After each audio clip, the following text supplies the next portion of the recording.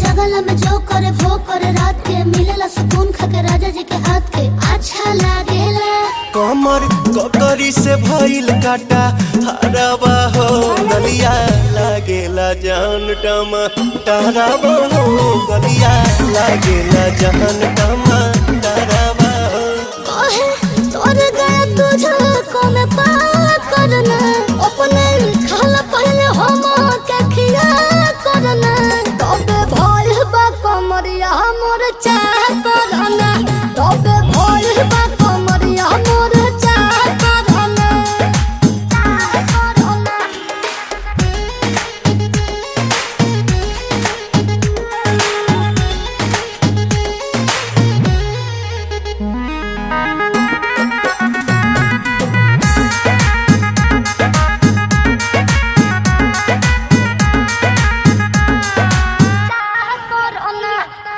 Prince Priyanshu के प्यार